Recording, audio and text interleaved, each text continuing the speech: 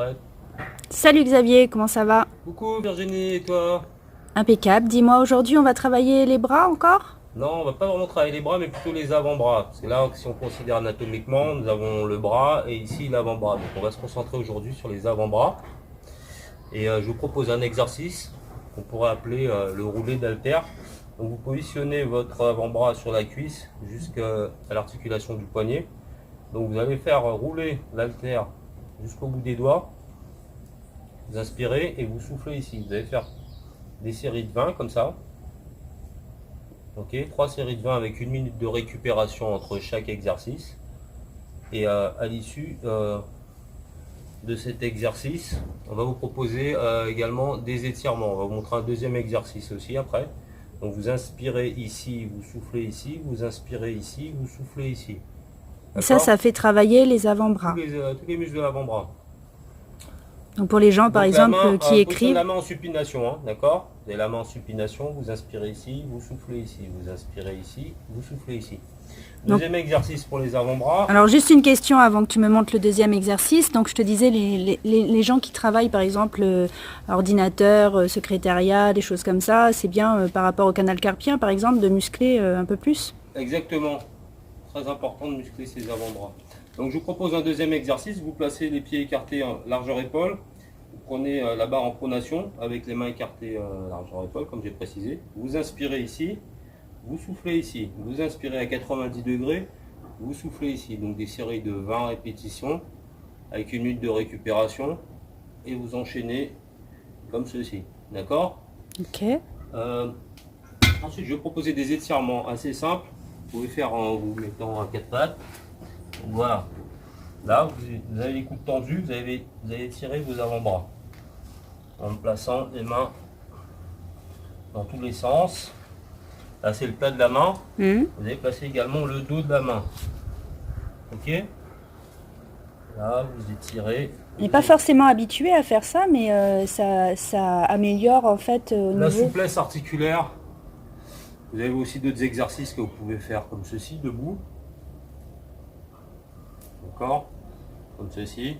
Et là, vous étirez vos avant-bras. D'accord, ben on te remercie, on te souhaite une bonne journée, à bientôt. À bientôt. Bye. Ciao. Bye. Bonjour Virginie. Salut Xavier. Alors on a travaillé les avant-bras, on a fait 2 exercices précédemment. Qu'est-ce que tu peux nous dire du point de vue énergétique sur les avant-bras?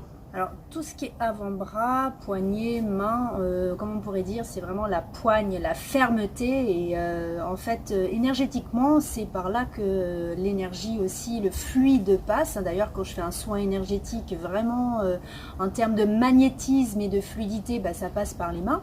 Je récupère par la main gauche et je donne avec la main droite. Donc l'idée c'est vraiment de renforcer en fait au niveau énergétique ces éléments musculaires par rapport aux exercices que tu as fait, mais de récupérer de l'énergie autrement par le fer. Alors le fer, on le trouve où? On le trouve dans les brocolis, on le trouve dans les fruits secs, on le trouve dans les pois chiches, dans les épinards aussi.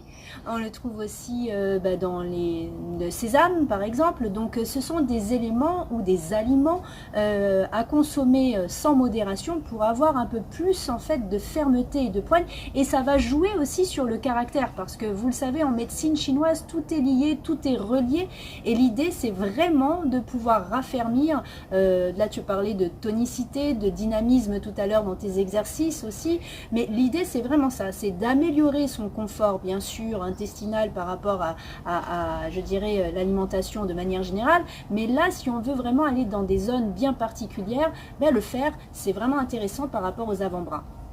Donc je pense que je vous invite à regarder sur internet toute la liste possible. Je mettrai des petits éléments, mais en tout cas la liste possible que vous pouvez avoir pour prendre du fer.